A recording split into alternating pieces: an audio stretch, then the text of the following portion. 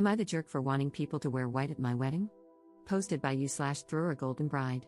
So, I, 24F, am having a hard time seeing where I went wrong, but my husband-to-be, 26M, and I both struggle with NPD, narcissistic personality disorder, so I figured an outside opinion might be helpful since neither of us tends to understand when we're wrong right away.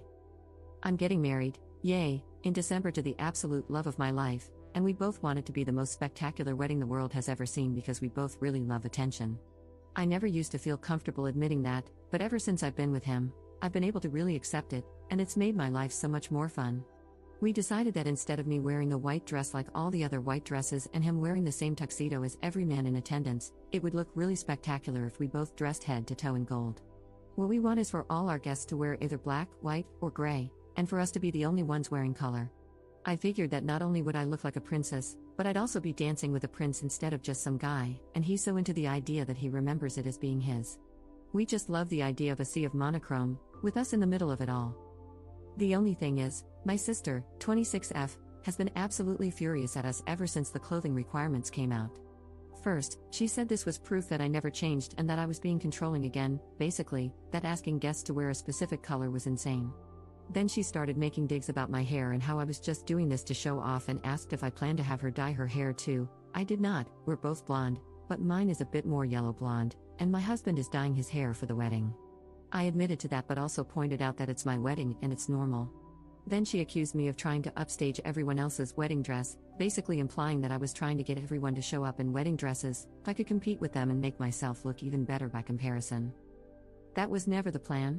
When I mentioned what she said to my husband-to-be, his eyes kind of lit up in this really cute way, and he said we should encourage people to actually wear their own wedding clothes, but we decided that would probably be terrible of us. We ultimately decided to let our families wear copper if they wanted, so they would stand out as a nice accent to gold, and my sister would also get to stand out. I was totally willing to pay and said as much. That was when she called me a spoiled child and said she wasn't like me, that she wasn't in this for herself, and that she wanted all the guests to be able to wear normal wedding clothes, adding that nobody in their right mind would be comfortable wearing white to a wedding. Relevant comments. Commenter. It sounds like a really pretty wedding.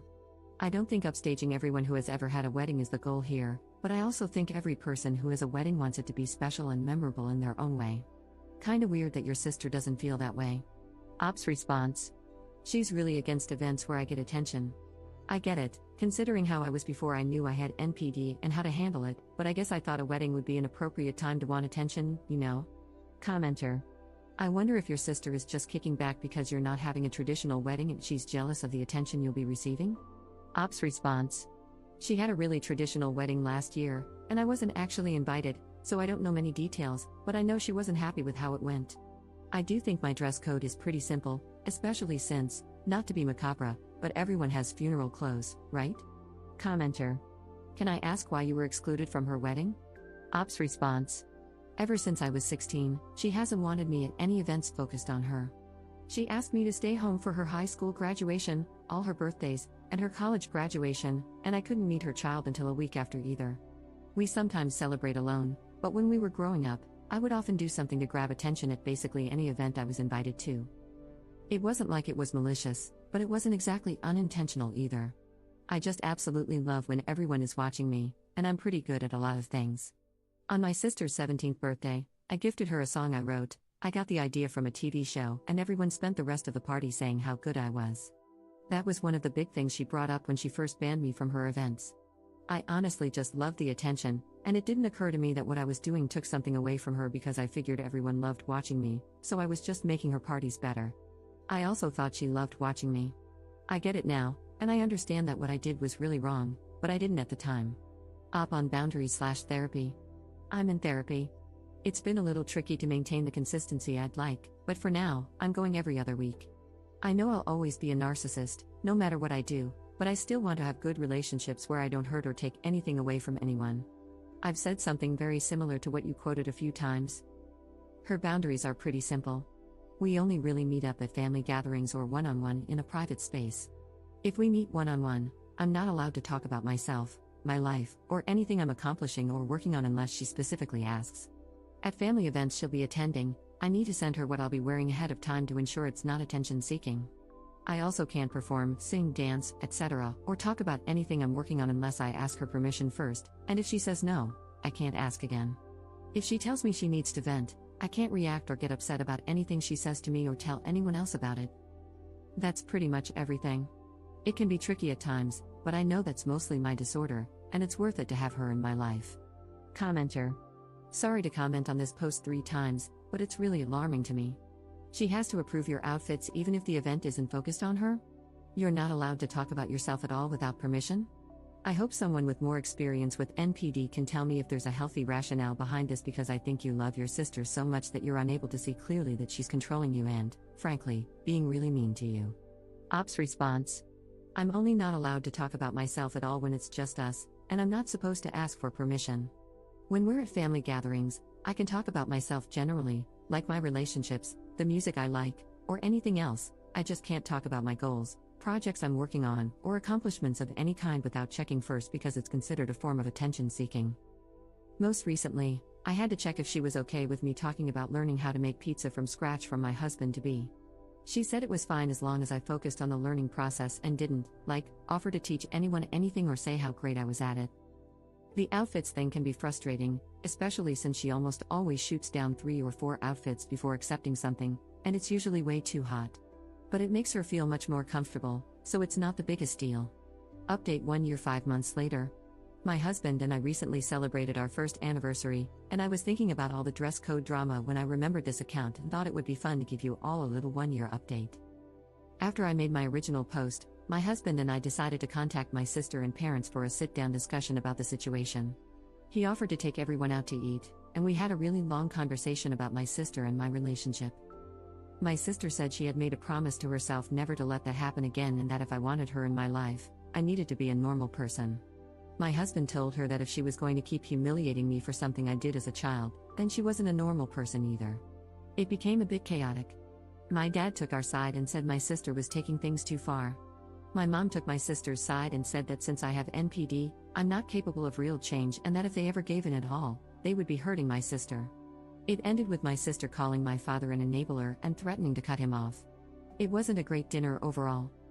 What surprised me was my sister's husband. She called me the next day at his recommendation, and we talked for a long time. She told me that she doesn't want to feel like a side character in the My Name show, and that it had felt that way throughout our childhood. I told her that I feel like I'm not allowed to have meaningful relationships with any of our family since she restricts what I say, do, and wear around them. I pointed out that she controls my clothes for almost every family event and that this was my wedding.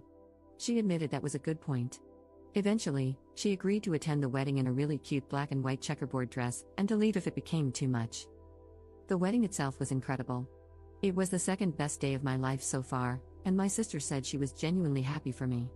I felt like a princess in a fairy tale the whole day, and my husband was the handsomest prince in the universe. The whole thing was under the stars, it was perfect. I could talk about it forever, but character limits.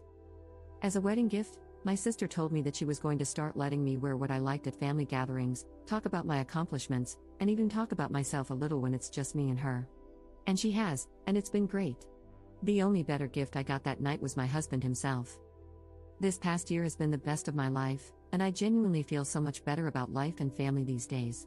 I'm a girl mom now, and I'm so glad my daughter gets to know her aunt and cousins too. I'm even allowed to babysit for my sister sometimes. Up in the comments. Okay, you want to hear why I am a diagnosed narcissist? 1. If I don't get attention, am alone too long, or cannot express everything in my mind to someone, doesn't really matter who, I can't feel anything. I just go numb. There's no happiness, no anger, no anything, just this vat of numbness that is unbearably dull and cannot be escaped until I have all eyes on me. 2. I genuinely believe I am the best at everything I do on an emotional level. I think I am a musical genius, and there's a bit to back that up, but I also think I'm a dancer on the level of at least any backup at a concert, that my drawings are good enough to be in a museum, that my writing is deep and ingenious, that I'm prettier than 99% of models even with a baby weight, that I can act well enough to win an Oscar if I were ever randomly put in a big-budget movie for no reason, and I have nothing backing any of that up, except maybe the writing being slightly above average. My husband has told me that he agrees with the model thing, and I have to put that in this reply. 3. The last time I failed, full-on failed, It was a chemistry, and I temporarily became a full-on anti-vaxxer because I decided chemistry was made up and stupid, and nobody could ever really understand it. They were all just getting lucky and also evil. In reality, I'm not good at science. I still kind of resent scientists. I also decided that my teacher must be madly in love with me and punishing me for being so beautiful because he didn't want his wife to divorce him.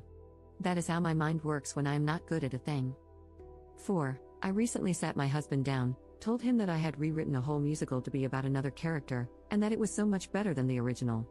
One woman showed both the original and then mine in front of him without even my piano and demanded he tell me in detail all the ways mine was better than the original. He has never seen the original or read the book it was based on first. 5. I will talk and talk and talk and talk and talk. Look at this post. Look how many hours I've spent talking about myself, in detail. That's probably not the smartest, because I am absolutely loving the attention. I've had 4-hour conversations in which the other person said maybe 10 sentences max. My husband wants to inform you that it is more like 10 words.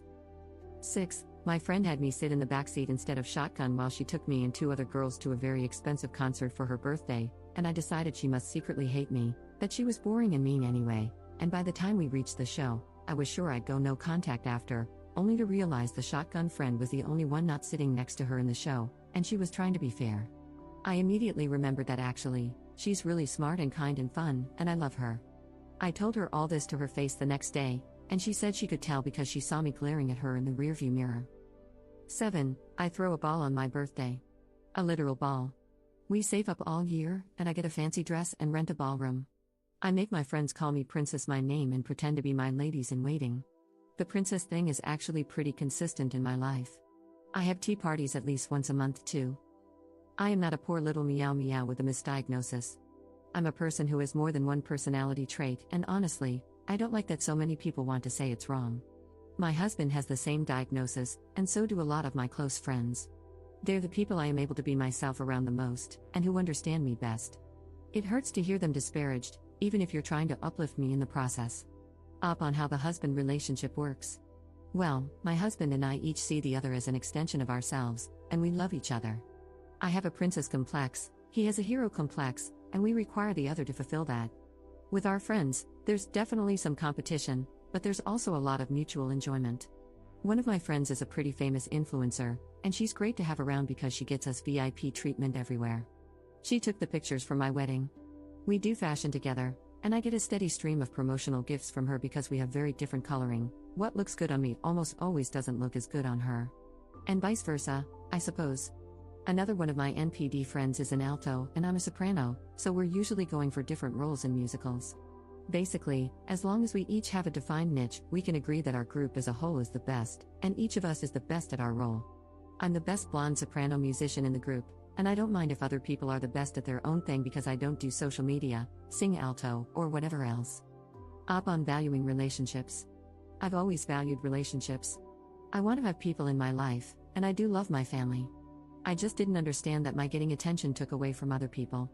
I really, really love attention, but I figured that was just a me thing since other people experience things like stage fright or nervousness when talking to strangers or crushes, and a lot of people are shy or don't want to be the center of attention. It didn't occur to me that the things I did were bad,